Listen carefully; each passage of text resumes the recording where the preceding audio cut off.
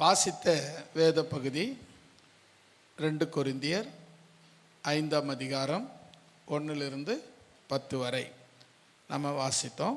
இதில் நம்ம பார்க்க போகிற வசனம் எதுன்னு சொன்னால் 10வது வசனம். 10வது வசனத்தை யாராவது ஒருத்தர் நல்ல சத்தமாக வாசிக்கலாமா?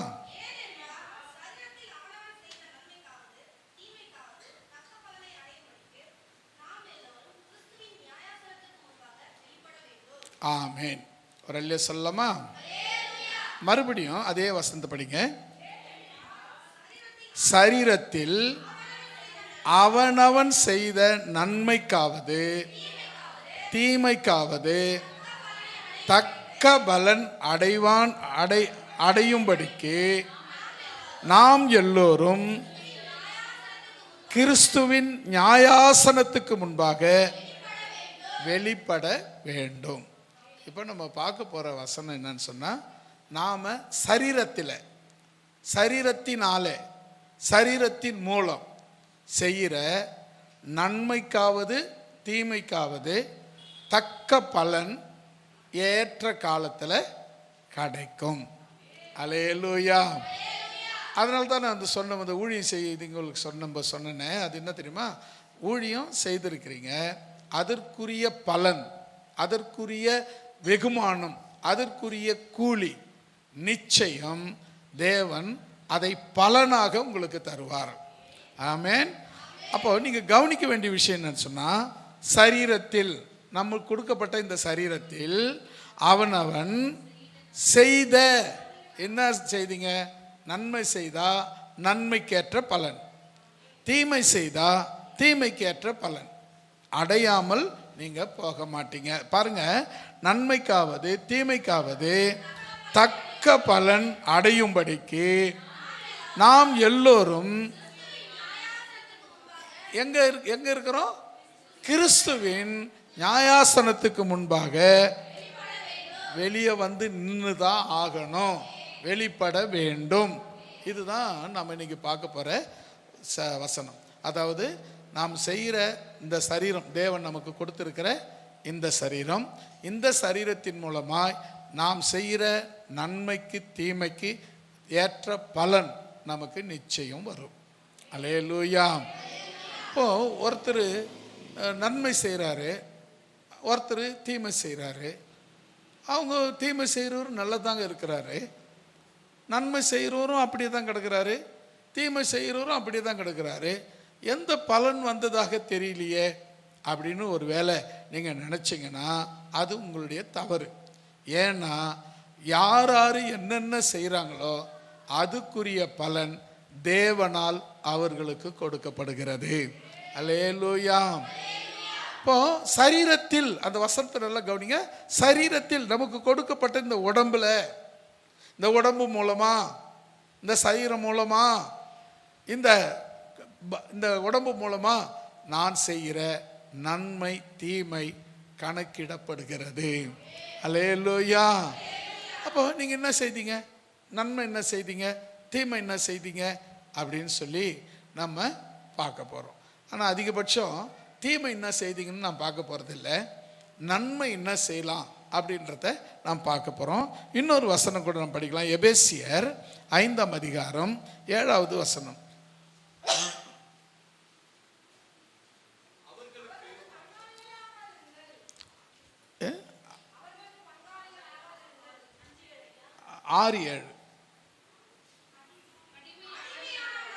அடிமையானவனானாலும் சுயாதீனம் உள்ளவனானாலும் அவனவன் செய்கிற நன்மையின்படியே கர்த்தரிடத்தில் பலனை பங்கை அடைவான் என்று அறிந்து கொள்ளுங்க. அல்லேலூயா. இங்க பாருங்க, அடிமை சுயாதீனன். ஒருத்தர் அடிமை வேலை செய்கிறவனாக இருந்தாலும் சரி, அவனே அதிகாரியாக இருந்தாலும் சரி, அவனவன் செய்கிற வேலைக்கு நன்மையின்படியே, அவனவன் செய்கிற நன்மையின்படியே கர்த்தரிடத்தில் பலன் நன்மையை அடைவான் என்று நீங்கள் அறிந்து கொள்ளுங்கள். இன்னும் கூட ஒரு வசனம் நீங்க பாருங்களேன். 2 யோவான் 1ஆம் அதிகாரம் 8வது வசனம்.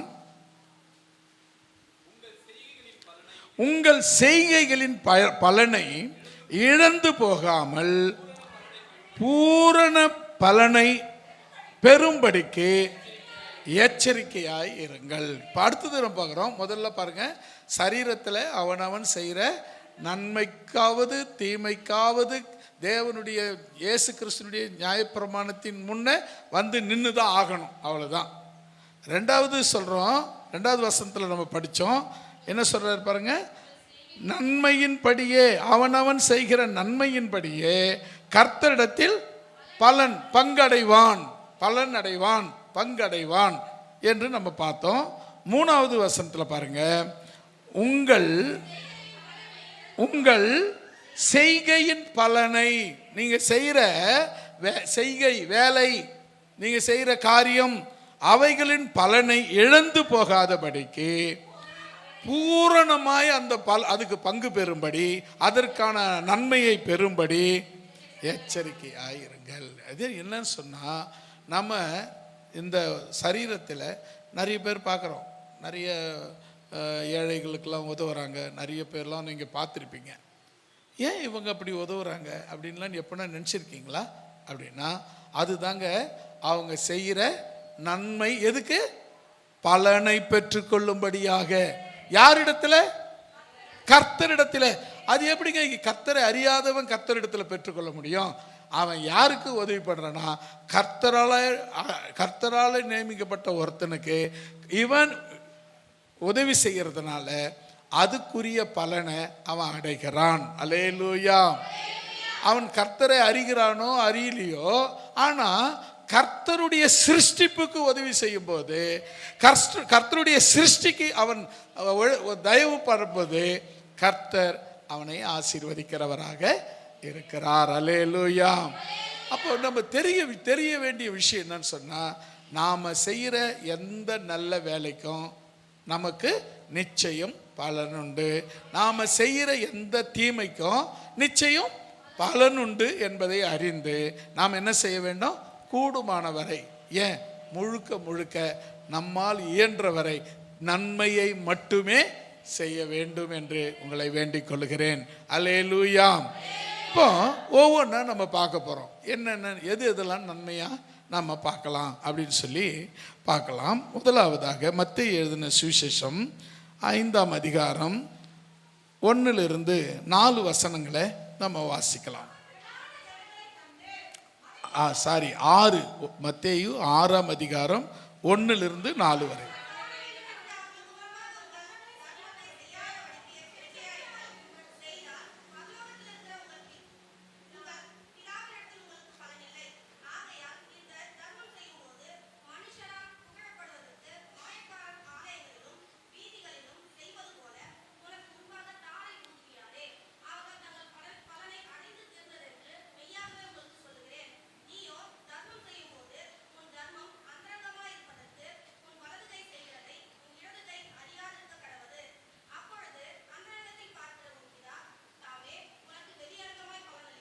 ஆமேன்.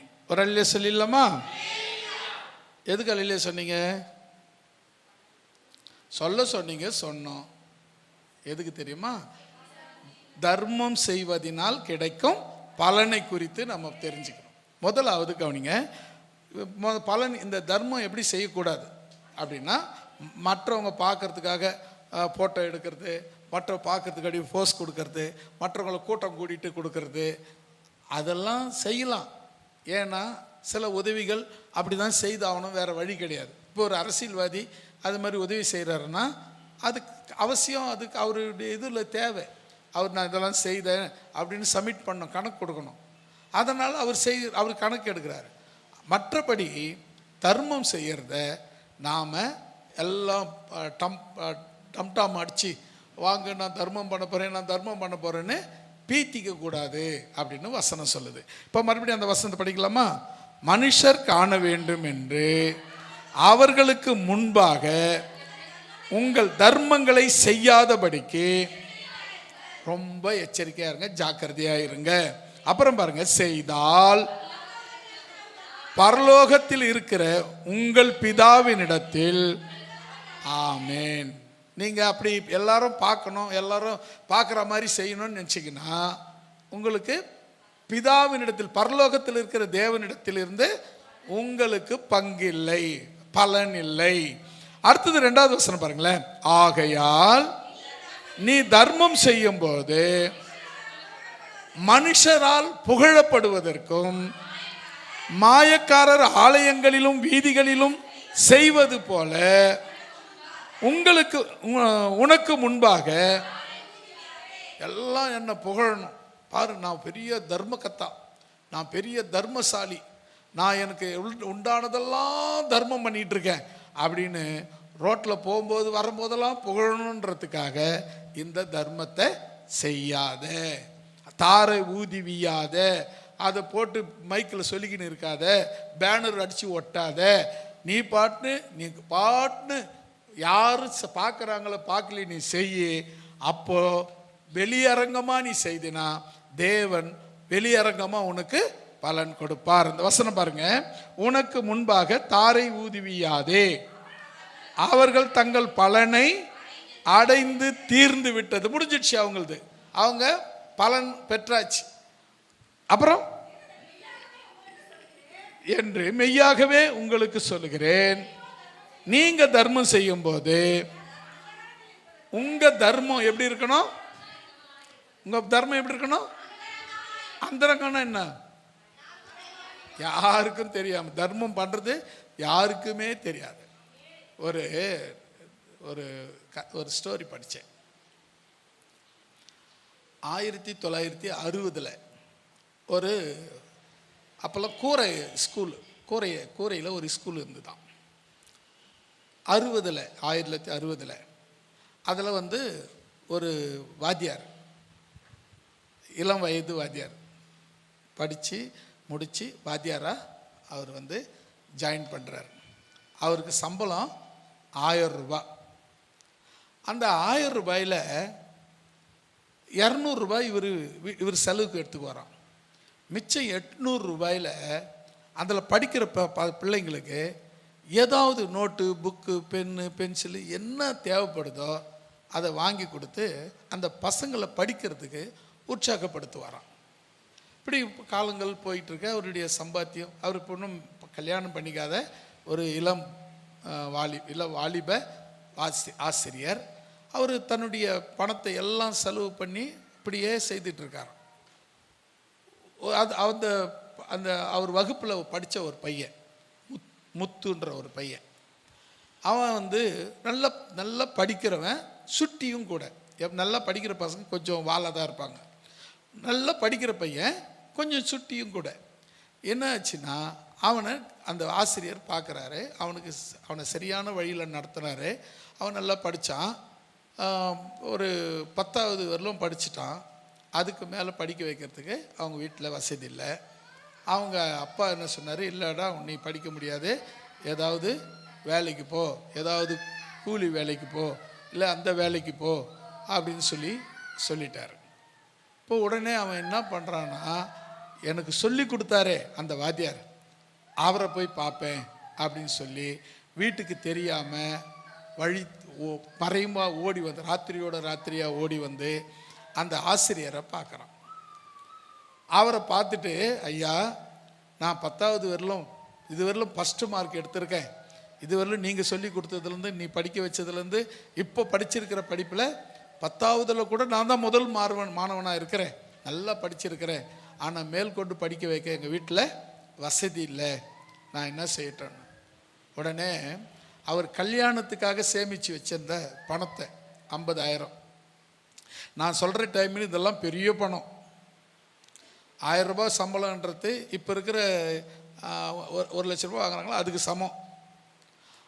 அந்த அளவுக்கு அவர் என்ன பண்ணார், தன்னுடைய திருமணத்துக்காக சேமித்து வச்ச 50,000 எடுத்து அந்த பையனை எட்டு போய் ஒரு ஸ்கூலில் சேர்த்து, ஹாஸ்டலில் சேர்த்து, ஸ்கூலில் சேர்த்து, அதுக்கான ஃபீஸு, மாதம் அதுக்கான செலவு எல்லாத்தையும் இவருடைய திருமண பணத்திலிருந்து அனுப்பிக்கிட்டு இருக்கார். 10வது படிச்சிட்டான், 11வது படிச்சிட்டான், 12வது படிச்சிட்டான், அப்படியே காலேஜுக்கு போகிறான். அப்படியே காலேஜ் அவனே சம்பாரித்து படிக்க ஆரம்பித்தான். படித்தான். அதுக்கப்புறம் அவனுடைய இது தொடர்பு இல்லாமல் போச்சு. 10வது 12வது பாஸ் பண்ண உடனே அவனுடைய தொடர்பு இவர்கிட்ட இல்லாத போச்சு.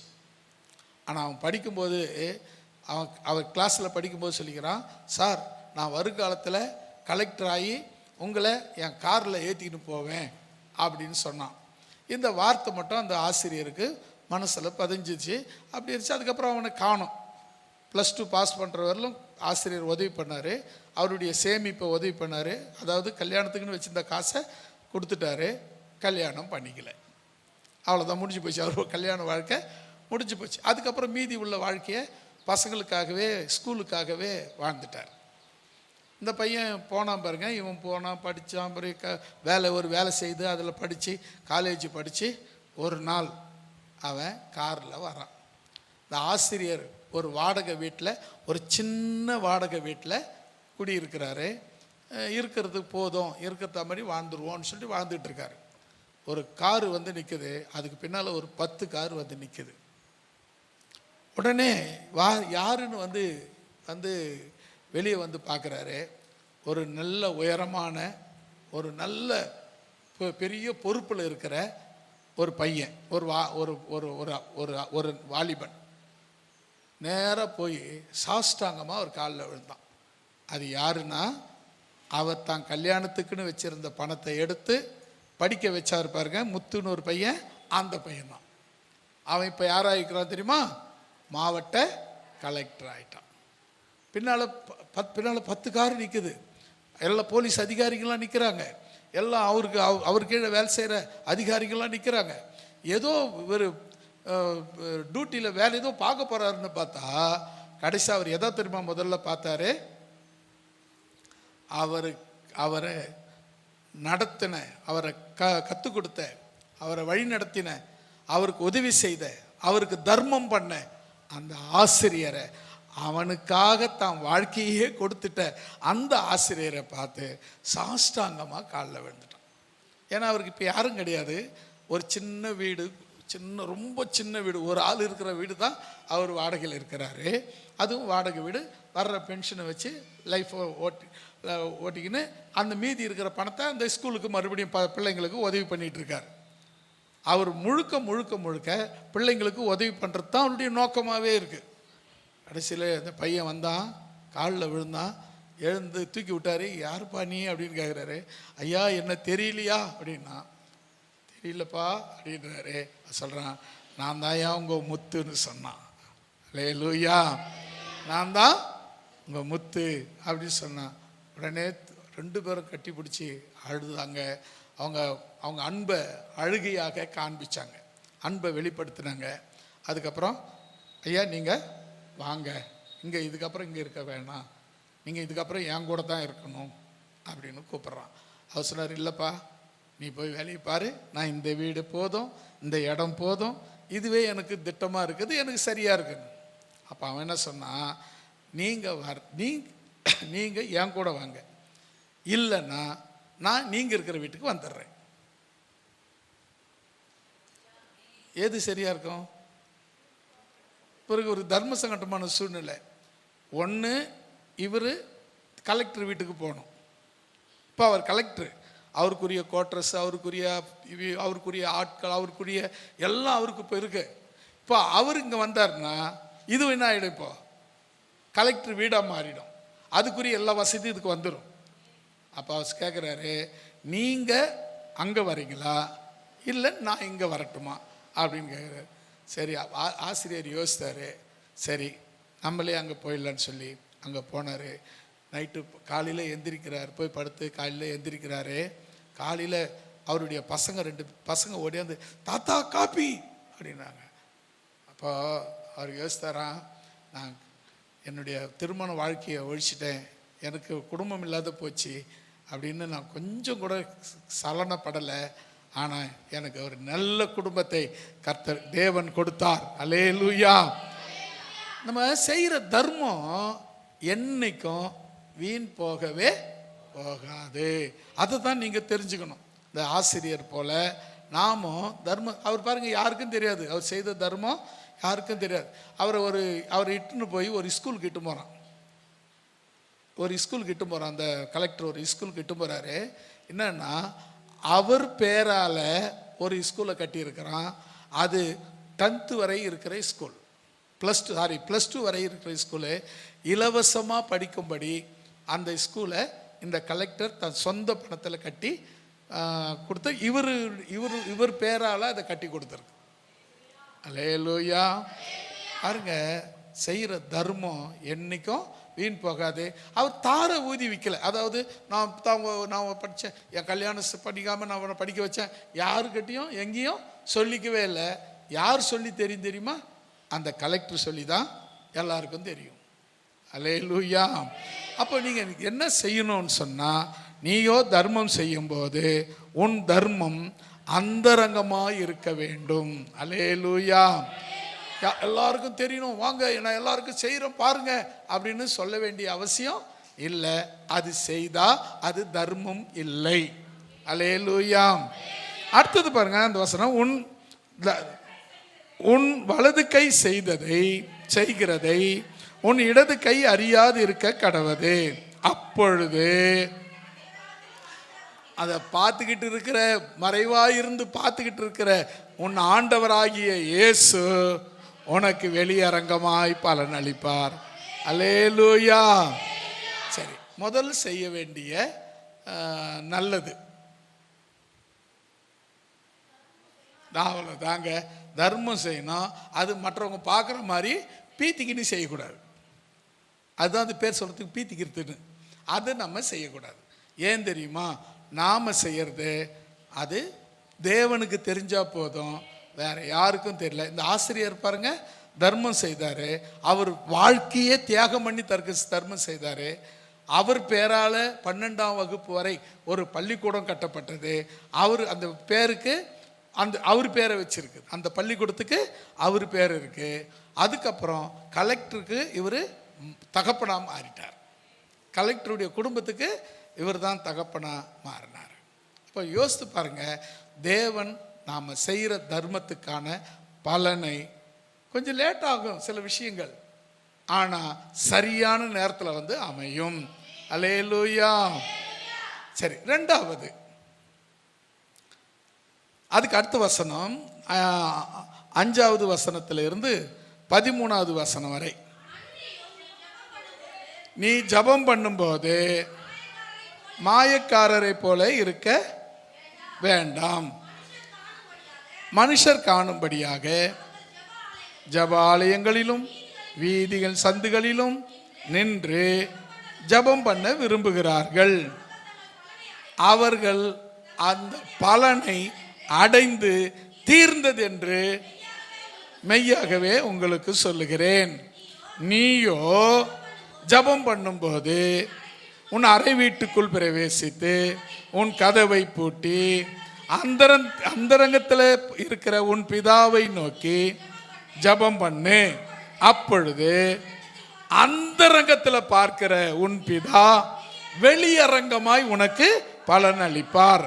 7வது வசனம், அன்றியும் நீங்கள் ஜெபம் பண்ணும் பொழுது அஞ்ஞானிகளைப் போல வீண் வார்த்தைகளை அழுப்பாதேயுங்கள். அவர்கள் அதிகமா வசனிப்பினால தங்கள் ஜெபம் கேட்கப்படும் என்று நினைக்கிறார்கள். 8வது வசனம், அவர்களைப் போல நீங்கள் செய்யாதிருங்கள். உங்கள் பிதாவை நோக்கி நீங்கள் வேண்டிக் கொள்ளுவதற்கு முன்னமே உங்களுக்கு என்னது தேவை என்று அவர் அறிந்திருக்கிறார். நீங்கள் ஜபம் பண்ண வேண்டிய விதமாவது இது பார்த்தீங்கன்னா இது பரமண்டல ஜபம், அவர் சொல்லி கொடுத்த ஜபம். அதனால் அது 13 வரை 9லேருந்து 13 வரை அவர் சொல்லி கொடுத்த ஜபம் தான். அதனால் நமக்கு இப்போ நமக்கு தேவையானது இங்கே வந்துடுச்சு பாருங்க. 6வது வசனத்தில், நீயோ ஜபம் பண்ணும்போது உன் அறை வீட்டுக்குள் பிரவேசித்து உன் கதவை பூட்டி அந்தரங்கத்தில் இருக்கிற உன் பிதாவை நோக்கி ஜபம் பண்ணு. அப்பொழுது அந்தரங்கத்தில் பார்க்கிற உன் பிதா வெளிப்படையாய் பலன் கிடைக்கும். அல்லேலூயா. 2வது நாம் செய்ய வேண்டிய இன்னொரு நல்ல விஷயம், முதல் நல்ல விஷயம் எது? தர்மம் செய்யணும். எப்படி செய்யணும்? அவசியம் இல்லை. மறை யாருக்கும் பார்க்கணும், யாருக்கும் தெரியணும் அப்படின்னு அவசியம் இல்லை. நம்மளால் முடிஞ்ச ஒரு சின்ன உதவியை அவங்களுக்கு செய்துட்டு போய்க்கினே இருக்கணும். அதுக்கான பிரதிபலனையோ, அதுக்கான நன்றி கடனையோ, அதுக்காக அவங்க நம்மளை வாழ்த்துதலையோ நாம் கேட்க தேவையில்லை, எதிர்பார்க்கவும் கூடாது. அப்படி எதிர்பார்க்கலைன்னா அதற்குரிய பலன் உரிய நேரத்தில் உனக்கு இப்போ கிடைக்கும். அல்லேலூயா. ரெண்டாவது நீங்கள் செய்ய வேண்டிய ரெண்டாவது விஷயம் என்னன்னு சொன்னால் ஜபம். ஜபம் அவ்வளோ முக்கியமானா? ஆமாங்க, அது அவ்வளவு முக்கியம். தர்மம் செய்யறதுக்கு இணையானது ஜபம். அதுதான் இங்கே வசனம் சொல்லுது பாருங்க. என்ன சொல்றாரு பாருங்க, அந்த 5வது வசனம். அன்றியும் நீ ஜபம் பண்ணும்போது யாரை போல ஜபம் பண்ணக்கூடாது? மாயக்காரர். யார் அவங்க? மாயக்காரர் யாரு? வேஷம் போடுறவங்க. அவ்வளோதான், சிம்பிளா வேஷம் போடுறவங்க. அதாவது என்னன்னா பக்தியின் வேஷம் போட்டுக்குவாங்க, ஆனால் உள்ளுக்குள்ள அவ்வளோ பக்தியே இருக்காது. அப்படி இருக்கக்கூடாது. அது மாயக்காரர், மாயமாலம் பண்ணுறவங்க மாயக்காரர். அவங்க வேஷதாரி. அவங்கள போல நீங்கள் இருக்கக்கூடாது.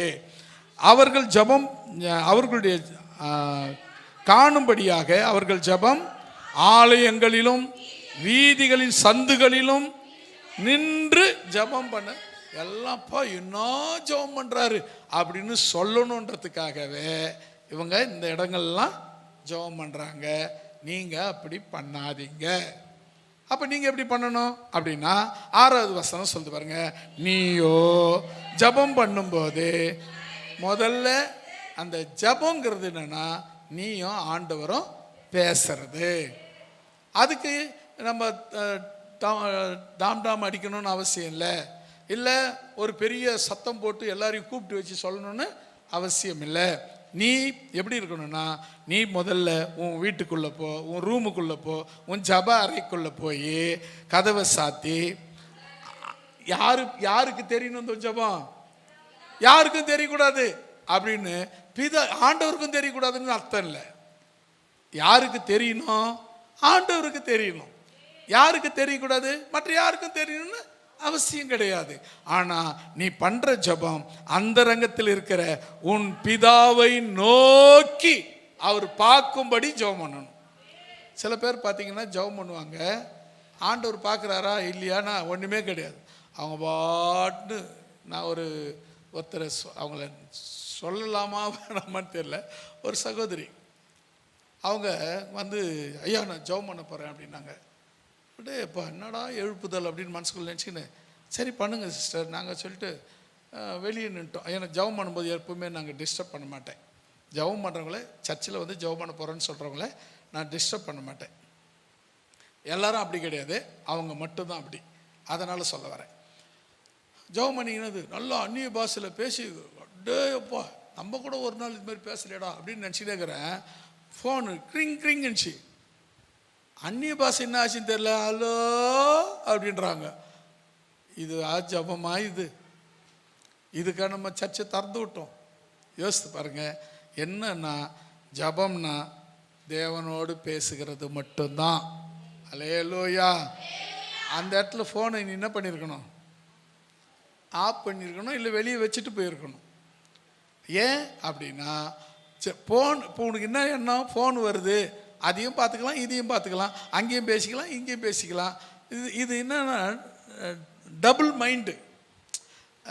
இருமனம் உள்ளவன் தன் வழிகளில் எல்லாவற்றிலும் நிலையற்றவனாய் இருக்கிறான். அப்படி வசனம் அதானே சொல்லுது. இரு மனசு, ரெண்டு மனசு.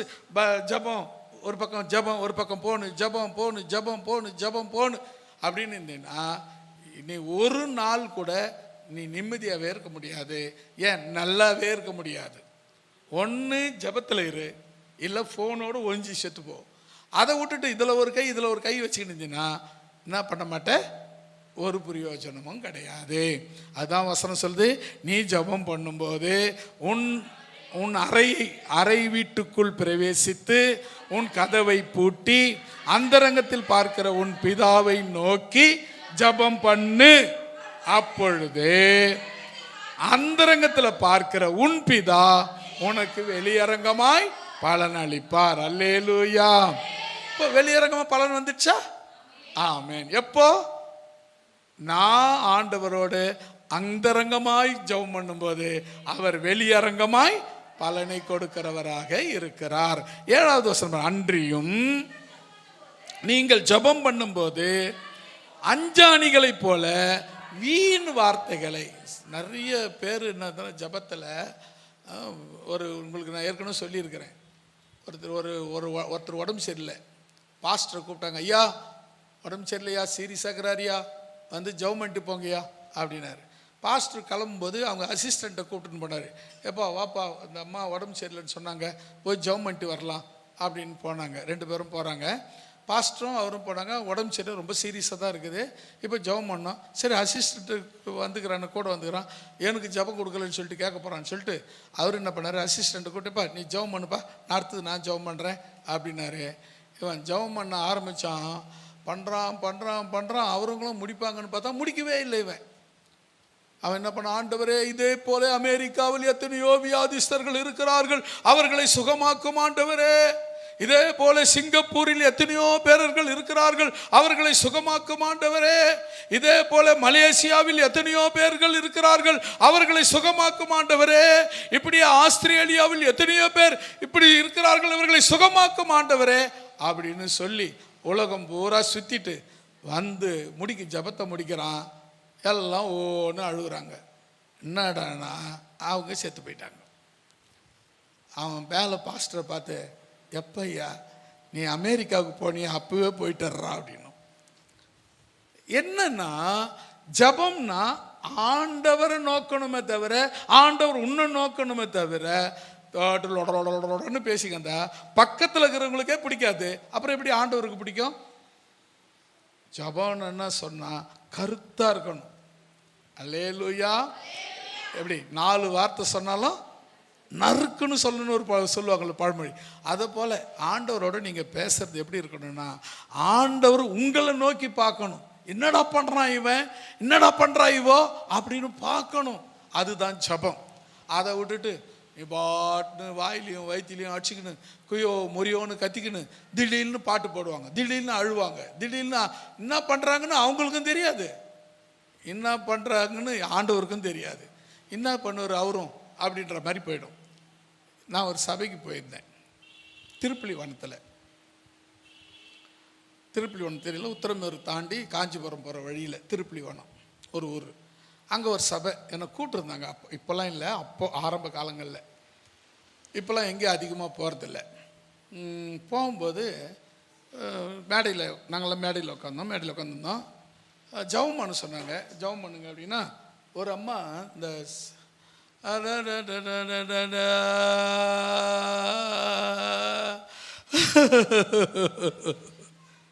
இந்த பாட்டு கேட்டிருக்கீங்களா? இது எனக்கு பாட்டு தெரியாதனால அந்த டோனை மட்டும் சொன்னேன். இப்படி பாடுறது எங்கன்னா கேட்டிருக்கீங்களா? எங்க பெரும்பாலும் சாவு வீட்டில் தான் இந்த பாட்டு பாடுவாங்க.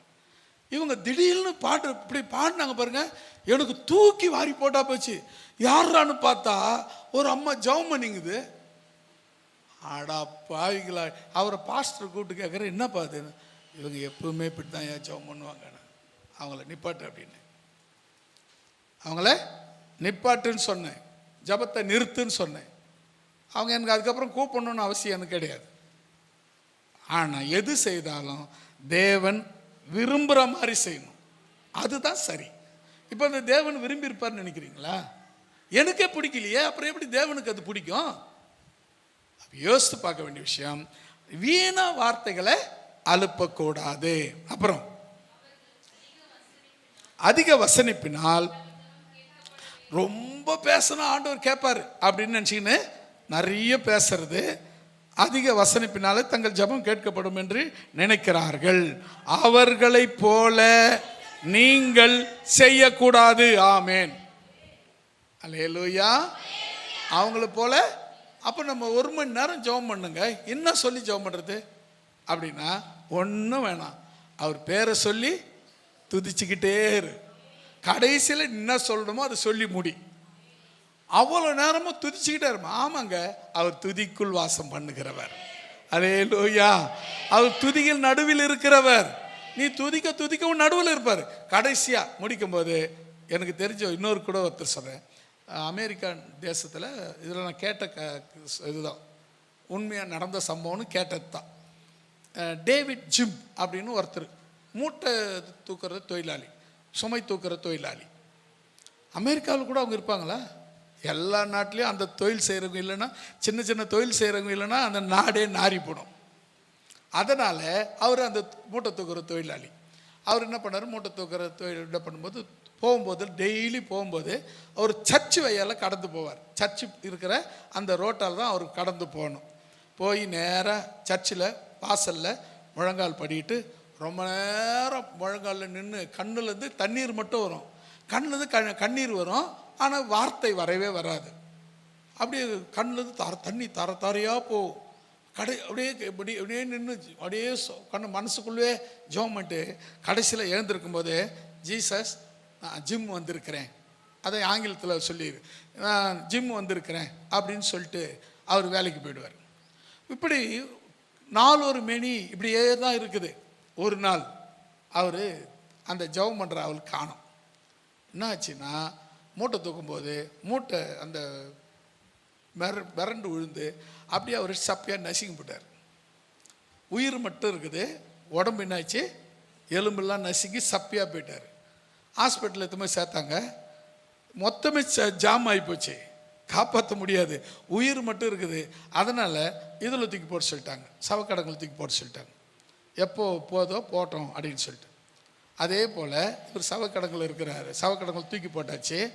இப்போது இவர் உயிர் மட்டும் இருக்குது, கொஞ்சம் லேசாக நினைவுகள் திரும்பி வருது, உடம்பு பூரா நசுங்கி போயிருக்கு, உயிர் மட்டும் உடல் அது நினைவுகள் மட்டும் திரும்பி வருது. அவர் மூட்டை சரிஞ்சுதான் அப்படியே நினச்சி கண்ணை திறந்து லேசாக பார்க்குறாரு. ஒருத்தர் வெள்ளை ஒயிட் அண்ட் ஒயிட் ட்ரெஸ்ஸில் அவர் கால் மாட்டில் ஒருத்தர் ரொம்ப நேரமாக முழங்கால் போட்டு அழுதுகிட்டே இருக்கிறார். அவரும் பார்த்துக்கினே இருக்கிறாரு, யாரா இது இவ்வளோ நேரமாக அழுதுங்கிறாங்க அப்படின்னு பார்த்தா எழுந்து சொல்கிறாராம், ஜிம் நான் தான் இயேசுன்னு சொன்னாராம். அல்லேலூயா. உடனே அவர் எலும்பு எதை எல்லாம் சரியாகி பூரண சுகத்தோடு உக்காந்துங்கிறார். டாக்டர் வந்து மழைக்காட்சி விட்டாருங்க, பார்த்து டாக்டர் பார்த்து மழைக்காட்சி விட்டார். என்னடா செத்துருவான்னு தூக்கி போட்டா எழுந்து உக்காந்துங்கிறான் இவன். அற்புத சுகம் கொடுக்கிற ஆண்டவர் நீ ஆராதிக்கிற தேவன். அல்லேலூயா. உன் ஜபத்தை கேட்கிறவர். ஜபம் பண்ண தெரியாத அந்த டேவிட் ஜிம்மினுடைய ஜபத்தை கேட்டவர் உங்கள் ஜபத்தையும் கேட்க அவர் வல்லமையுள்ளவராயிருக்கிறார். அவர் என்ன ஜபம் பண்ணாரு? கண்ணீரால ஜபம் பண்ணார். ஜிம் என்ன எப்படி ஜபம் பண்ணாரு? கண்ணீரால ஜபம் பண்ணாரு. போகும்போது ஏசப்பா நான் ஜிம் வந்துக்கிறேன் அப்படின்னு ஞாபகப்படுத்திட்டு போனார், அவ்வளோதான். அதே சம்பவம் அவர் சாகர தருவாயில் அதே சம்பவம் நடக்குது. அவர் கண்ணை லேசாக திறந்து பார்க்குறாரு, முழங்கால் படிட்டு ஒருத்தர் வெள்ளை உருவத்தில் உட்காந்துங்கிறாரு, முழங்காலில் நிற்கிறாரு, தேம்பி தேம்பி அழுகுறாரு. அழுதுகிட்டு இருக்கிறவரை இவரையே உத்து பார்த்துக்கிட்டு இருக்காரு. யார் எனக்காக? யாரும் கிடையாது, எனக்காக யாருன்னு பார்த்துட்டு இருக்கும்போது அப்போ தான் சொன்னார், எழுந்து சொல்கிறாரு, ஜிம் நான் தான் இயேசுன்னு சொன்னார். ஹல்லேலூயா. கரங்களை தட்டி கர்த்தர் நாமத்தை மகிமைப்படுத்துவோம். ஹல்லேலூயா, ஹல்லேலூயா. அப்போ நீ செய்கிற ஜபத்துக்கு, தர்மத்துக்கு, ஜபத்துக்கு பலன் கிடைச்சதா? ஜபம் பண்ண ஜபத்துக்கு பலன் கிடைச்சதா? கிடைச்சது. அப்போ நீ பண்ற ஜபத்துக்கு பலன் கிடைக்குதா? அதுதான் முக்கியம். நீ ஜபம் பண்ணிட்டு ஒன்றும் நடக்கலை அப்படின்னு போனீங்கன்னா அப்போ அந்த ஜபம் வேஸ்ட்டுன்னு தானே அர்த்தம். பாருங்க, அந்த ஜிம்மு எப்படி ஜெபம் பண்ணா? ஒரு வார்த்தையும் கிடையாது, ஒரு சத்தமும் காணா. ஆனால் பார்த்தா அரை மணி நேரம் முட்டி போட்டு அழுதுகிட்டே இருக்கிறான். என்ன ஜெபம் பண்ணியிருப்பான்? அழுது தெரியாது. ஆனால் கடைசியில் அழுதுட்டு எழுந்து போகும்போது சொல்கிறான், நான் ஜிம்முன்னு சொல்லிட்டு போகிறான். அதே சம்பவம் அங்கே நடக்குது. அரை மணி நேரமாக ஒருத்தர் முட்டி போட்டு அழுதுகிட்டே இருக்கிறாரு. என்ன சொல்லி அழுதாரு தெரியல. ஆனால் எழுந்திருக்கும் போது நான் தான் இயேசுனாரு. உடம்பு எலும்புகள் எல்லாம் உருவானது, எல்லாம் இப்பொழுது மறுபடியும் உண்டாக்கப்பட்டது. உயிர் திரும்ப வந்து எழுந்து உக்காந்துங்கிறாருங்க. வந்து பார்த்த டாக்டர் மார்க்கெட் விட்டாரு. ஏன் செத்துருவான்னு நினைச்சோம், எழுந்து உக்காந்துங்கிறானே. அப்படியே ஜாம் ஆகி போச்சுங்க. காப்பாத்துறதுக்கு வழியே கிடையாது. எத்தனை எலும்பை ஒட்டி ஒட்ட வைப்ப, முடியவே முடியாது. ஆனால் தேவனால் எல்லாம் முடியும். அல்லேலூயா. டாக்டரால முடியாது. டாக்டர் கைவிட்டிருக்கலாம், நீ நம்பினவங்கெல்லாம் கைவிட்டிருக்கலாம், நீ எதிர்பார்த்திருக்கிறவங்கெல்லாம் கைவிட்டிருக்கலாம், நீ எதெல்லாம் எதிர்பார்த்தியோ எல்லாம் கைவிட்டிருக்கலாம். இயேசு ஒரு நாளும் உன்னை கைவிட மாட்டார். அல்லேலூயா. இயேசு கைவிடவே மாட்டார். அப்போ அது நம்ம பார்த்தீங்கன்னா ரெண்டாவது நம்ம செய்ய வேண்டியது ஜபம். ஜபம் நம்ம செய்கிற அதுக்குரிய பலன் நிச்சயம் வரும். எப்படி அந்த டேவிட் ஜிம்முக்கு கிடைச்சதோ அதே போல உங்களுக்கும் அந்த பலன் கிடைப்பது அவசியம் அவசியம் அவசியமாய் இருக்கிறது. மூன்றாவது, இதுலேயே இன்னொரு வசனம் கூட படிக்கலாமா? யாக்கோபு 5ஆம் அதிகாரம் 18வது வசனம்.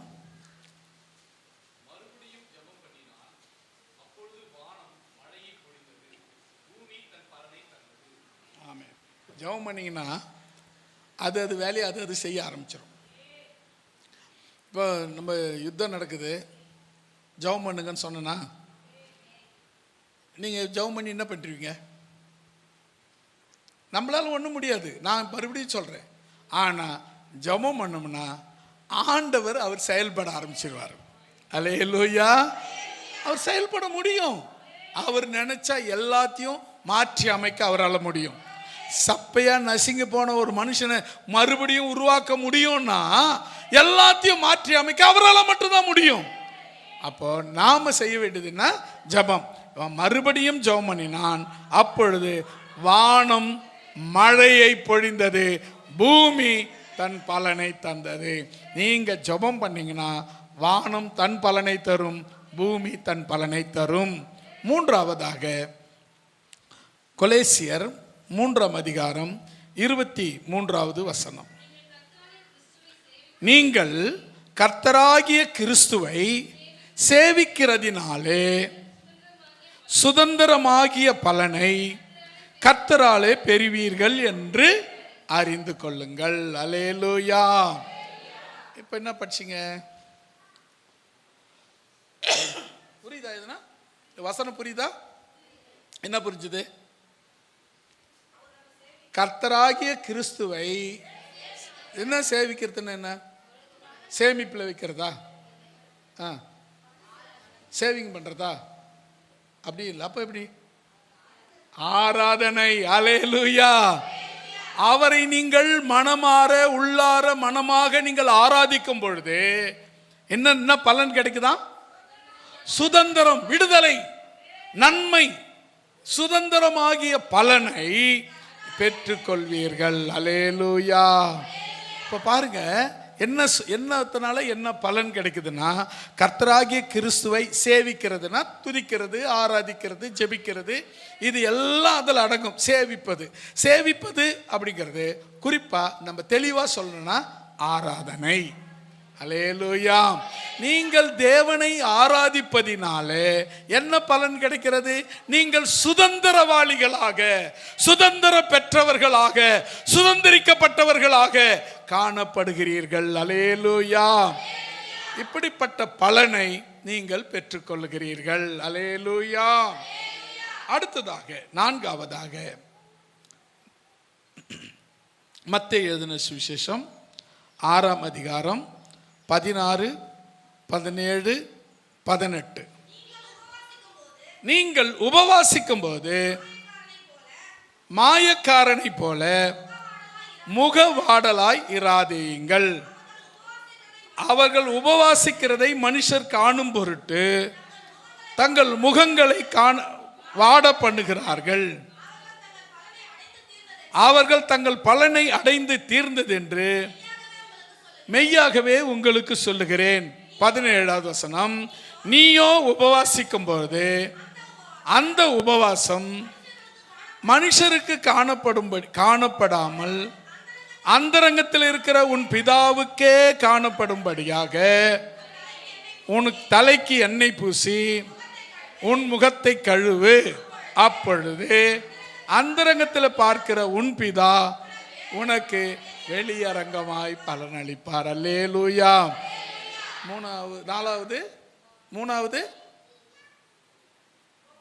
மூணாவது ஆராதனை, நாலாவது உபவாசம். இந்த பார்த்துங்க. முதல்ல நம்ம பார்த்தோம் தர்மம், ஜபம், ஆராதனை, உபவாசம். நான்காவது உபவாசம். இப்போ உபவாசத்துக்கான பலன் கிடைக்குமா? நிச்சயமா கிடைக்கும். ஏசப்பா உபவாசம் இருந்தாரா? இருந்தார். எவ்வளவு நாள் இருந்தாரு? 40 நாள். இப்போ நம்ம ஆளுங்கெல்லாம் அவரை மிஞ்சிட்டாங்க. 50 நாள்லாம் உபவாசம் இருக்கிறாங்க. இயேசுவை விட ஓவர்டேக் பண்ணி போகிற ஆட்கள்லாம் இருக்கிறாங்க. இப்போ இயேசுனைய 40 நாள் தான், நான் 50 நாள். அதில் வேற பெருமை. யாரை விட பெருமையா? இயேசு எப்படிரா இது இப்படி பண்ணுறீங்க அப்படின்னு கேட்க தோணுது. நமக்கு என்னத்துக்கு இந்த வேலைன்னு விட்டு போக தோணுது. என்னன்னா, நீ எதுலையுமே இயேசு ஓவர்டேக் பண்ண முடியாது. அவர் தேவன். அல்லேலூயா. அவர் மரித்து உயிரோடு எழுந்தவர். நீ மரித்த நாரி போடுவேன். அவ்வளோதான் நம்ம லைஃபு. நீ போய் ஆண்டவர் கூட சேஸ் பண்ணின்னு இருப்பியா? அவர் 40 நாள் இருந்தார். நிறைய ஊழியக்காரர் நான் பார்த்துருக்கேன். என் ஃப்ரெண்டு ஒருத்தர், தனிஸ்லாஸ்ன்னு ஒருத்தர், வருஷத்துக்கு ஒரு முறை 50 நாள் உபவாசம் இருப்பார். எனக்கு ரொம்ப ஆச்சரியமா அது. உண்மையிலே சொல்கிறேன், என்னாலெல்லாம் அது மாதிரி இருந்ததே கிடையாது. 50 நாள்லாம் ஒரு நாள் கூட இருந்தது கிடையாது. ஒரு நாள் இருப்பேன், அவ்வளோதான். அதிகபட்சம் இதில் ஒரு வாரம் இருந்திருக்கிறேன். 5 நாள் இருந்திருக்கிறேன். தேனியில் போய் 5 நாள் இருந்திருக்கிறேன். அது கூட ஒரு வேலைக்கு 2-3 கிளாஸ் பால் குடிச்சிட்டு, ஒரு வேலைக்கு 1 கிளாஸ் பால் தான் கொடுப்பாங்க. நான் நம்முடைய சீடர்கள் வச்சுருந்தேன் பாருங்க, அவங்க எக்ஸ்ட்ரா 1 கிளாஸ் எடுக்குன்னு வாங்குவாங்க. நான் மட்டும் 2-3 கிளாஸ் குடிச்சிடுவேன். அப்படி தான் தாங்குச்சு நம்ம உடம்பு. ஆனால் இவங்க எப்படிரா இருக்கிறேன்னு சொல்லிட்டு இந்த பாஸ்டர் கேட்டேன். பாஸ்டர், எப்படி பாஸ்டர் உங்களால் மட்டும் 50 நாள் முடியுது, தேவனையே மிஞ்சுற அளவுக்கு இருக்கிறீங்க அப்படின்னு. பாஸ்டர், அதெல்லாம் ஒன்றும் இல்லை. காலையில் 5 மணிக்கு ஒரு பெரிய ஜோர்தால மாதிரி ஒரு கிளாஸ், அதில் 1 கிளாஸ் ஃபுல்லாக தண்ணி ஊற்றாத பாலில் காப்பி போட்டு எடுத்தாந்து வைப்பாங்க. ஃபுல்லாக குடிச்சிட்டு 8-10 மணி வரலும் சோத்திரம் சோத்திரம் சோத்திரம்னு சொல்லிக்கின்னு இருப்பேன். 10 மணிக்கு ஒரு 10 திராட்சை 10 சாத்துக்கொடி பழத்தை புழிஞ்சி ஒரு பெரிய கூஜாத்தில் கொண்டாந்து வைப்பாங்க. அதை குடிப்பேன். மறுபடியும் 1 மணிக்கு இதே மாதிரி வரும். திரும்ப 4 மணிக்கு 1 கப்பு காப்பி, ஒரு ஜோர்தால காப்பி வரும், குடிப்பேன். மறுபடியும் 6 மணிக்கு ஒரு ஜூஸ் குடிப்பேன். அப்புறம் 8 மணிக்கு. அப்புறம் நீ என்னடா உபவாசம் இருந்த நீ கேட்க தோணுதா இல்லையா? நான் அப்படி சொன்னேன்னா நீங்கள் என்ன பண்ணீங்க? நீங்கள் என்னங்க உபவாசம் இருந்தீங்க? ஃபுல்லாக தான் திரவ வடிவில் ஆகாரம் கொடுத்துக்கினே இருக்கிறீங்களே. ஒரு வேளை 3 வேளை சாப்பிட்றவன் இப்போ 7 வேளை 8 வேளை சாப்பிட்டுங்கிறான். அப்புறம் உபவாசம் இல்லாத வேற என்ன இருப்ப? அப்படிலாம் இல்லாமல் எப்படி இருக்கணும்? அப்படி வசனம் சொல்லுது பாருங்க. நீயோ உபவாசிக்கும் பொழுது உன் உபவாசம் மனுஷருக்கு சில பேர் உபவாசம் தாங்கன்னா அப்படியே நம்ம உபவாசம் அப்படியே இப்படி நடப்பாங்க. என்னம்மா உபவாசம் இருக்கிறேன் ஐயா, அப்படி இப்படி குனிங்கி நடப்பாங்க. என்ன சிஸ்டர்? ஐயா நான் 2 நாள் உபவாசம் ஐயா. அப்புறம் அப்படி பாஸ்டர் போயிட்டாரு அப்படின்வாங்க. இதெல்லாம் எதுக்குன்ற? யாரை ஏமாத்துற? உன்னை நீயே ஏமாத்திக்கிற.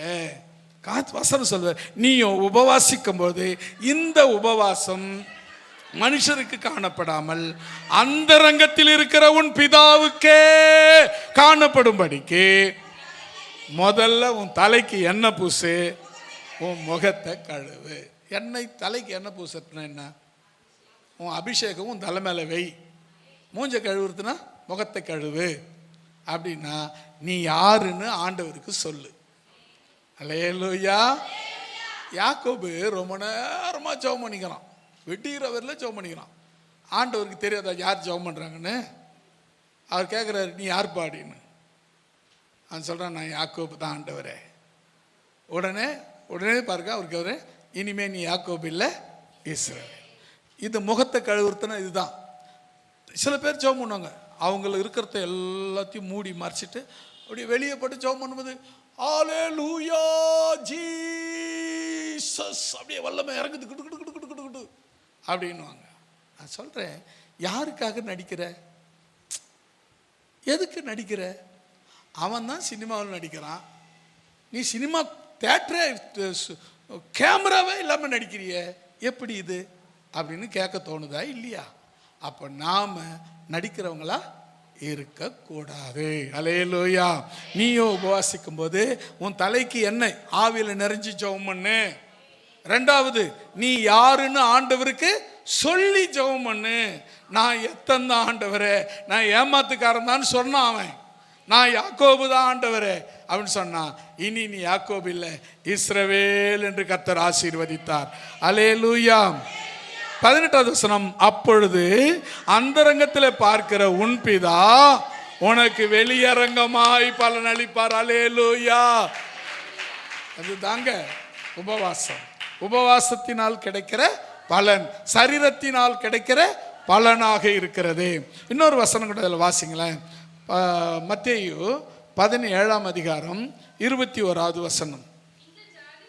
இந்த ஜாதி பிசாசு ஜபத்தினாலும் உபவாசத்தினாலுமே அன்றி வேறு மற்ற எவ்விதத்திலும் புறப்பட்டு போக. இந்த உபவாசத்தினால இன்னொரு கூடுதலான பலன் என்னன்னா, இந்த விதமான ஜாதி பிசாசுகள் உபவாசத்தினால மட்டும்தான் நீ ஜெயிக்க முடியும்.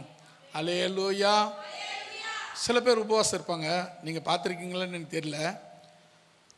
காலையில் உபவாசம் இருப்பாங்க, எல்லா வீட்டு வேலையும் செய்வாங்க. சமைக்கிறது, துவைக்கிறது, அறுக்கிறது, வெட்டுறது, குத்துறது, எல்லா வேலையும் செய்வாங்க. அப்படியே கிளம்பி குளிச்சுட்டு கிளம்பி ஊருக்கு போவாங்க, வேலைக்கு போவாங்க. கேட்டாக்கா உபவாசம் இருக்கிறாங்களாம். உபவாசம்னா என்ன தெரியுமா? முதல்ல வீட்டுக்குள்ளே போ, கதவை சாத்து, தலைக்கு எண்ணெய் வை, மூஞ்ச கழுவு. இவ்வளோதான் உபவாச ஜபம். அதை விட்டுட்டு சாப்பிட்றது இல்லையா, சாப்பிடாத பேர், அது பேர் பட்டினிங்க. அது பேர் உபவாசம் கிடையாது. அது பேர் என்ன? பட்டினி. நீ பட்டினியா இருக்கிற, அவ்வளோதான். உபவாசம் இருக்கிறன்னு சொன்னா நீ என்ன பண்ணணும்னா, நீ முதல்ல ஒரு இடத்த செலக்ட் பண்ணிக்கோ. அந்த இடத்துக்குள்ள போ, கதவை சாத்து, தலைக்கு எண்ணெய் வை, முகத்தை கழு, ஆண்டவருக்கு உன்னை வெளிப்படுத்து. இதுதான் உபவாச ஜபம். அப்படி பார்க்குற ஆண்டவர் உனக்கு என்ன பண்ணுவார்? வெளியரங்கமா பலனை கொடுப்பார். அல்லேலூயா. நான் நிறைய பேர் கேட்டிருக்கேன், நிறைய பேர், இப்போல்லாம் இல்லை, நான் வெளியே போகும்போது இப்போ ஒரு 5 வருஷமாக நான் எங்கேயும் வெளியே போகிறதில்ல. குடும்பமாக போவோம், குடும்பம் வந்துடும். அதனால் வெளியே தனியாக எங்கேயும் போகிறதில்ல. அப்போ போவேன், நல்ல சில வீடுகளில் போவேன், பார்ப்பேன். இங்கே இல்லைங்க, எல்லாத்தையும் நான் சென்னையில் சொல்கிறேன். அவங்க பார்த்து போயின்னு இருப்பாங்க, வந்துருப்பாங்க. என்ன பஸ் சாப்பிட்லிங்களா? ஐயா நான் இன்றைக்கி உபவாசம். ஐயா அப்படியா உபவாசன்றீங்க, ஜபமே பண்ணாமல் வேலை செய்துங்கிறீங்க. அது வந்து அப்படின்வாங்க. சரி, இதுக்கப்புறம் நமக்கு எதுக்கு அந்த வேலைன்ட்டு நான் விட்டுருவேன். எதுக்கு சொல்ல வரேன்னா, உபவாசம்னா அது 1 மணி நேரம் இருந்தால் கூட அது முழுக்க முழுக்க ஆண்டவருடைய சன்னிதானத்தில் உட்கார்ந்து கொள். அல்லேலூயா. வேலை இருக்குதுன்னா உபவாசம் இருக்காத. உபவாசம் இருந்தினா வேலையை செய்யாத. அல்லேலூயா. இதுதான் உங்களுக்கு ஃபார்முலா. வேற வேலை இருக்குதுங்க, அப்போ ஏன் உபவாசம் இருக்கிற? அப்புறம் செய், அப்புறம் இருந்துக்கலாம். ஆமாம் தானே? அப்புறம் இருந்தா அந்த ஒத்துக்க மாட்டேன், நீ இப்போதான் இருந்தா ஒன்று நான் சொன்னாரேன்னா, இது தேவனுக்கும் எனக்கும் உள்ள ஒரு உடன்பாடு. அதில் எனக்கும் அவருக்குள்ள இடைவெளி தானே, எனக்கு இருக்கிற அவருக்கும் உள்ள சம்பந்தம் தானே. யார்கிட்ட போய் பதில் சொல்லணும்? யாருக்கு நான் பதில் கணக்கு கொடுக்கணும்? யார்கிட்ட போய் ஐயோ நான் அப்படி உபவாசம் இருக்கிறேன்னு சொல்ல போறீங்க? யாருக்கும் கிடையாது. அது உங்களுக்கும் தேவனுக்கும் உள்ள ஐக்கியம். அல்லேலூயா. அந்த உறவு மேம்பட வேண்டுமே தவிர அது குறைந்து போகக்கூடாது. அல்லேலூயா. 5வது, மத்தேயு எழுதின சுவிசேஷம் 10ஆம் அதிகாரம் 41வது வசனம்.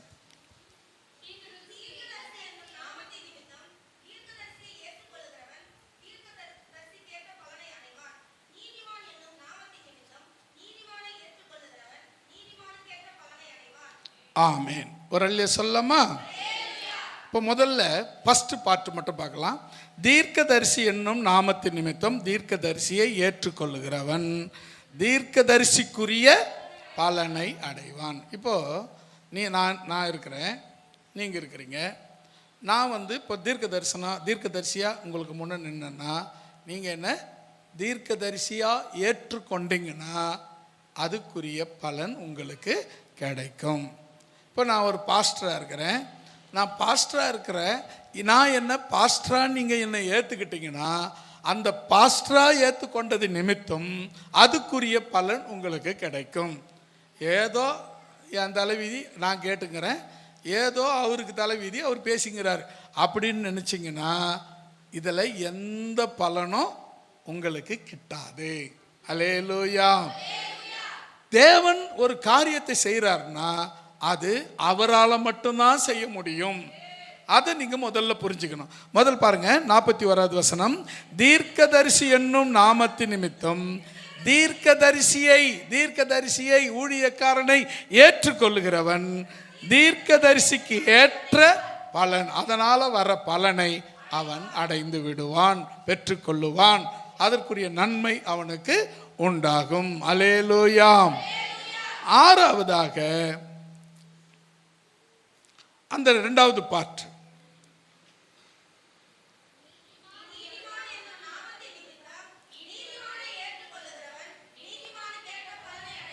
ரெண்டாவது கவனிங்க. 6வது நீதிமான். இப்போ இங்க கவனிங்க, நீங்களாம் நீதிமானா?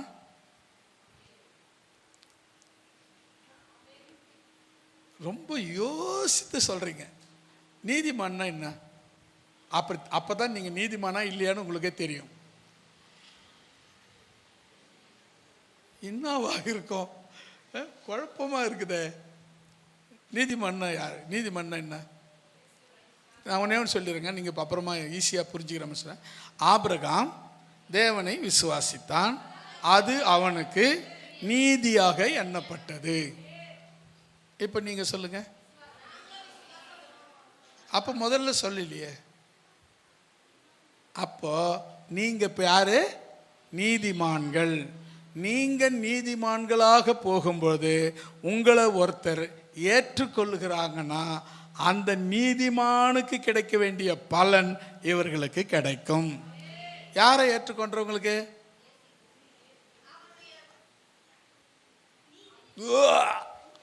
பாதி வந்து உள்ள போயிடுச்சு. ஒன்றும் இல்லைங்க, உங்களை தான், நீங்கள் இப்போ யாரு? நீங்கள் தான் நீதிமான், நாம தான் நீதிமான், நீங்கள் தான் நீதிமான். சரி, நீங்கள் நீதிமான். இப்போ ஊருக்குள்ளே போகிறீங்க. வந்துச்சா அப்படின்னு சொல்கிறாங்க பாருங்க. அவங்களுக்கு ஒரு பலன் கிடைக்கும். வாழ்ந்தா இவங்களை போல வாழணும் அப்படின்னு சொல்கிறாங்க பாருங்க. அவங்களுக்கு ஒரு பலன் கிடைக்கும். இது இவங்க 2 பேரும் ஒவ்வொரு வார்த்தை சொன்னாங்க. வந்துச்சா அப்படின்னு சொன்னாங்க ஒருத்தர். இன்னொருத்தர் சொன்னாங்க வாழ்ந்தா இவங்களை போல வாழணும் அப்படின்னு சொன்னாங்க. 2 பேர் சொன்னதில் யார் சொன்னது ரைட்டு? இவங்களை போல வாழணும்னு நினைக்கிறாங்க பாருங்க, வாழணும்னு சொன்னாங்க பாருங்க. அவங்க நல்ல வார்த்தை, நல்ல எண்ணத்தோடு சொல்றாங்க, அதுக்குரிய பலனை பெறுவாங்க. வந்துச்சா காலில் கிளம்புச்சு, இப்போதான் வருது அப்படின்னு சொல்றாங்க பாருங்க. அவங்க தீய எண்ணத்தோடு சொல்றாங்க, அதனால அதுக்குரிய பலனை தான் அவங்க பெறுவாங்க. அல்லேலூயா.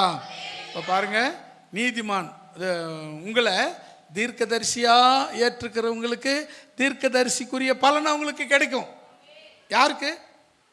உங்களை ஏற்றுக்கொள்றவங்களுக்கு. உங்களை மீன்ஸ் நம்மை, இயேசு கிறிஸ்துவை விசுவாசிக்கிற, தீர்க்கதரிசியை விசுவாசிக்கிற, ஊழியக்காரனை விசுவாசிக்கிற நம்மை. அல்லேலூயா. உங்களை தீர்க்கதரிசியா ஏற்றுக்கொள்கிறவர்களுக்கு தீர்க்கதரிசிக்குரிய பலன் உண்டாகும். நீதிமானாய் ஏற்றுக்கொள்கிறவர்களுக்கு நீதிமானுக்குரிய பலன் உண்டாகும். 7வது 42வது வசனம், 10:42.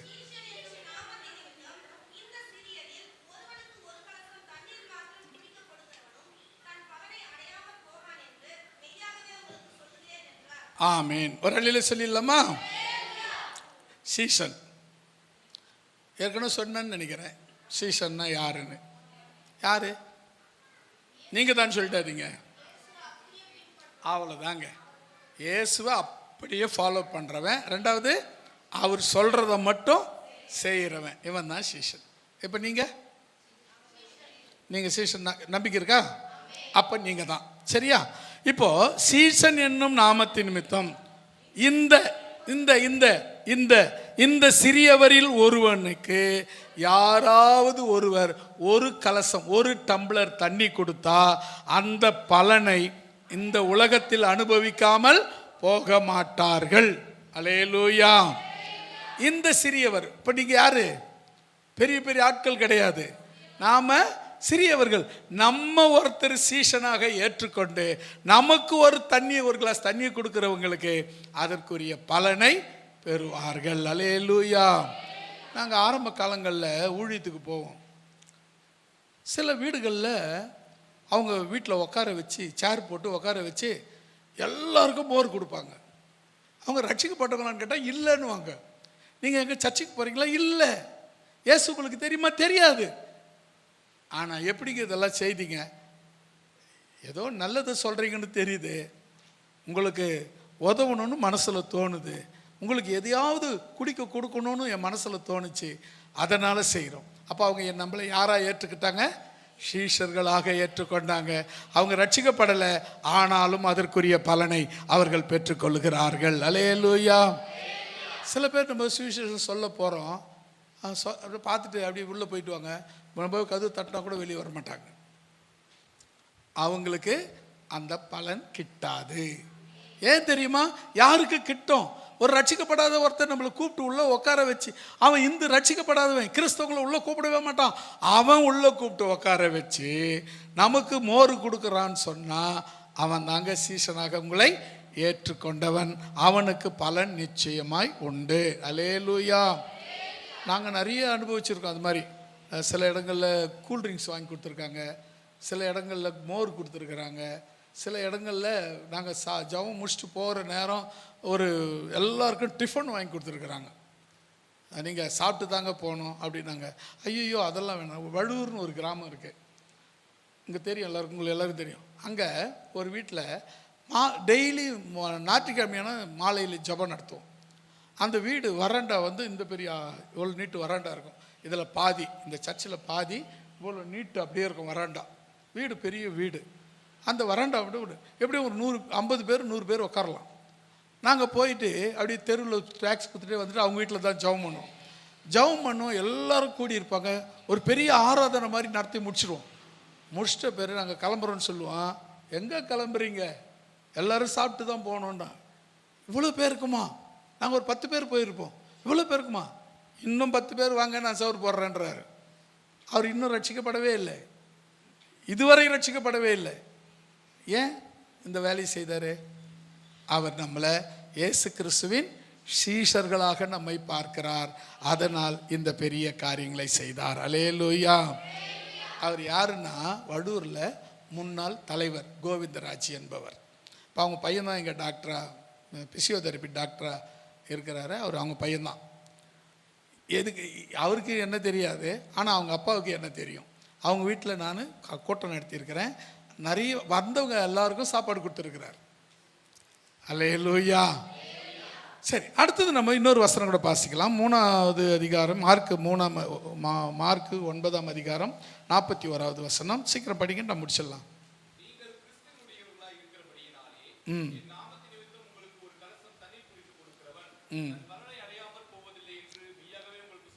பாருங்க, நீங்க கிறிஸ்துவினுடைய சீஷர்களாக இருக்கிறதுனால உங்களுக்கு ஒரு கலசம் தண்ணி கொடுத்தா அதற்குரிய பலன் அடையாமல் போவதில்லை. நீங்க எங்கேயோ ஒரு இடத்துல தாகத்தோடு இருக்கிறீங்க, பசியோடு இருக்கிறீங்க அப்படின்னா அந்த தாகத்தை அறிஞ்சு பசி அறிஞ்சு யார் உங்களை போஷிக்கிறாங்களோ அதற்குரிய பலனை அவர்கள் நிச்சயம் அடைவார்கள். அல்லேலூயா. 8வதாக யோவான் 12ஆம் அதிகாரம் 24வது வசனம்.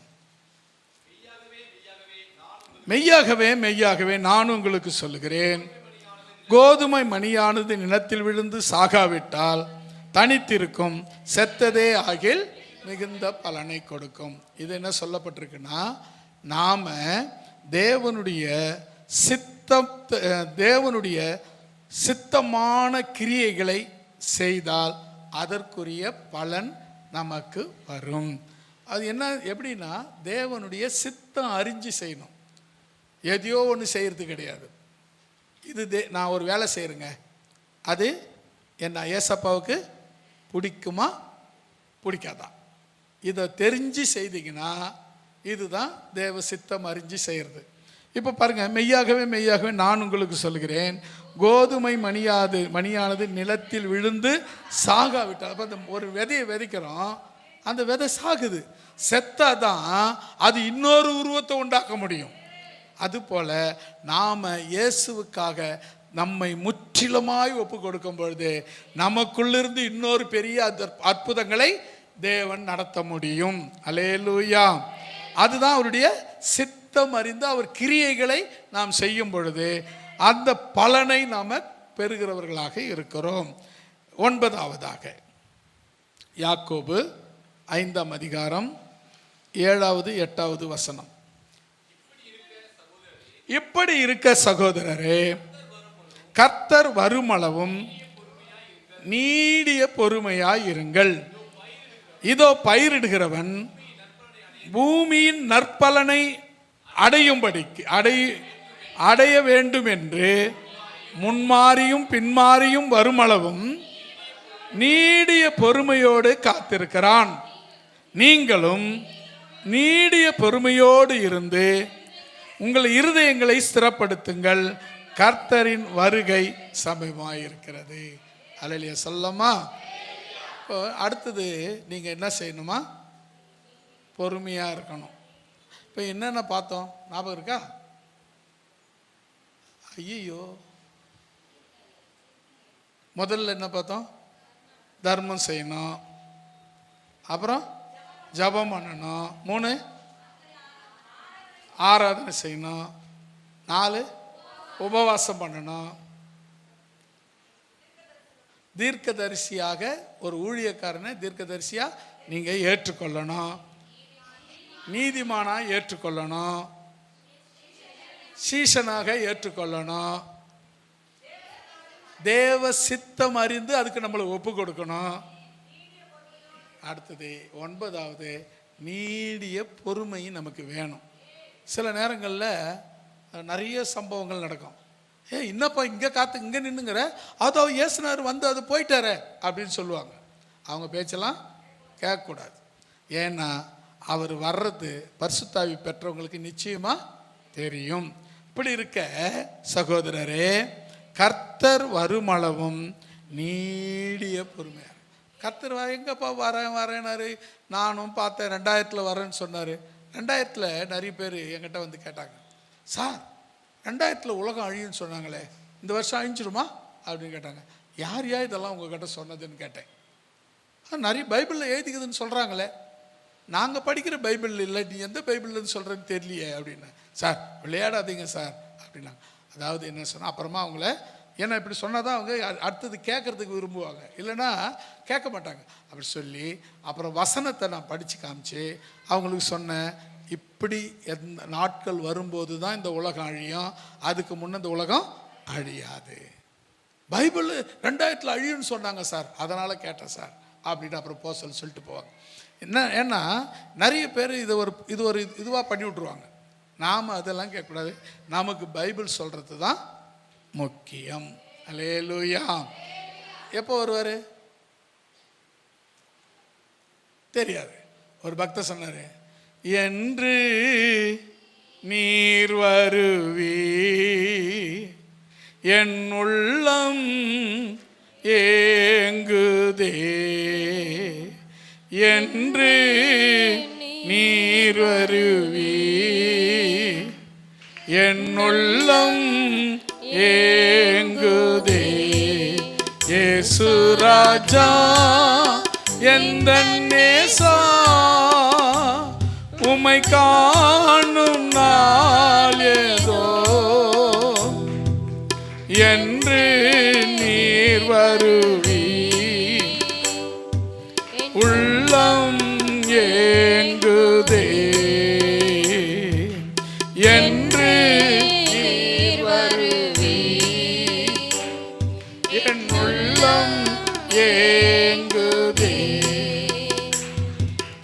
பல நாள் நான் கண்ட கனவுகளே பார்த்திட ஏங்கும் என் நினைவுகளே. பல நாள் நான் கண்ட கனவுகளே பார்த்திட ஏங்கும் என் நினைவுகளே. ஒரு நாள் நீர் வருநாள் என் வாழ்வினிலே இன்ப திருநாள் என்று நீர் வருவீர். என் உள்ளம் ஏங்குதே என்று நீர் வருவீர். உள்ளம் ஏங்குதே. அல்லேலூயா. அந்த பக்தனுடைய ஆசை பாருங்க, நீ வரும் நாள் அதுதான் என் வாழ்க்கையில் திருநாள், திருவிழா அப்படின்னு சொல்றாரு. அப்படின்னா நாம ஆண்டவர் வருகை வரை பொறுமையாக காத்திருப்போம். அதுக்கு நடுவில் அலை வரும், கடல் வரும், அலை வரும், காற்றடிக்கும், புயல் வரும், சுனாமி வரும். என்ன வந்தாலும் நாம் சொல்ல வேண்டியதெல்லாம், என்ன வந்தாலும் எது நடந்தாலும் அப்பாவை ஸ்தோத்தரிப்பேன். என்ன வந்தாலும் எது நடந்தாலும்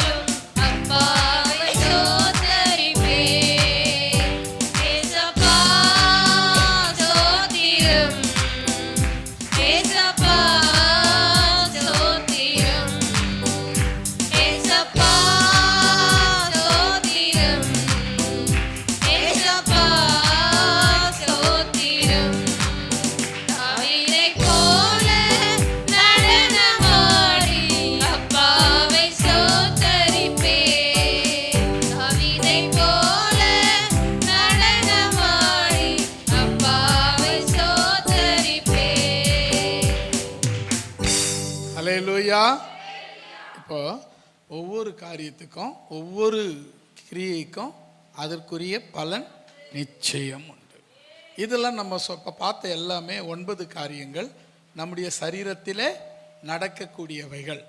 நம் சரீரத்து மூலமாக இந்த நன்மைகளை நாம் செய்யும் பொழுது அதற்குரிய பலன் நிச்சயமாய் வரும். கடைசியாக நம்ம பார்த்தது காத்திருப்பது. யாருக்காக? இயேசுவுக்காக. அல்லேலூயா.